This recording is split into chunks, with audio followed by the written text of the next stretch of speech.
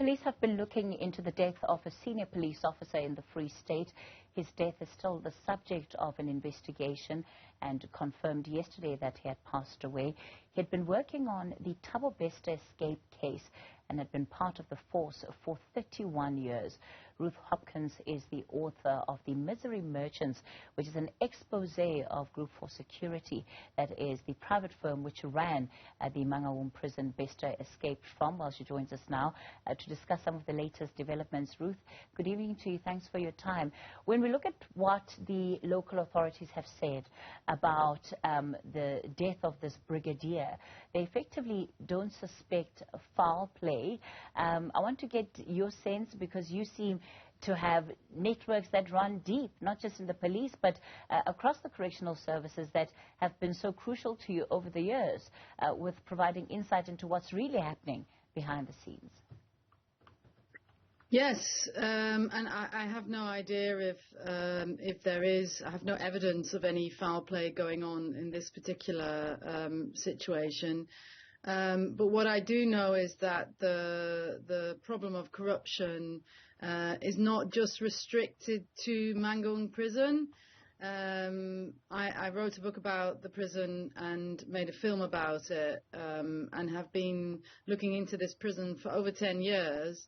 And it's not just G4S, it's also people working for the Department of Correctional Services, as well as the SAPS. I mean, I know the local police station, the Bloomsbury police station, have, despite very serious human rights violations happening at this prison, they've never followed up on a single case. So that to me also indicates at least the willingness to cover up for the company.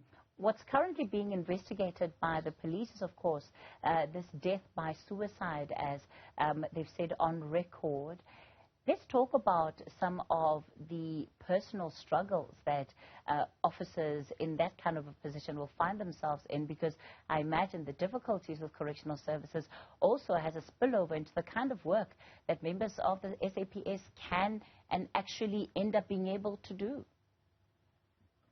Yeah, well, my experience of the local Free State police force is also that they're terribly under-resourced. I remember looking into a death that had happened at Mangaung prison and working or speaking to a local police officer who didn't have a car. I had to drive him to at the time we were looking into the death, the pathologist report. I had to drive him to the mortuary. So that's one thing. They're terribly under-resourced, and so it's very difficult to handle this kind of very serious matters. And I think especially with the Bester escape, I think Bester was just incredibly well connected as well. Possibly politically, but at least in business, he had access to large sums of money. He was able to bribe a lot of people. So I can imagine that leads to a situation where you fear for your safety, somebody with that kind of influence. When you look at the case overall, this is a senior detective. He's head of organized crime in the Free State that has been lost, really crucial to this case. What do you think the implications are going to be? Well, it's really hard to say. I mean, I know that the SAPS came out with a statement saying that it won't affect the investigation because this person was at the head, I believe, of the police, and there are investigators who will be able to continue the investigation into Thabo Bester. But from my side, I mean, from my investigation, I have a list of people who I've heard from eyewitnesses and other sources were deeply involved in all of this, and they're still free. So I am surprised at the lack of speed, the very slow progress of the police investigation in this case. I mean, I know of people who were involved who it's based on the information that I have, it's pretty straightforward that they were involved and should be arrested, and they're not.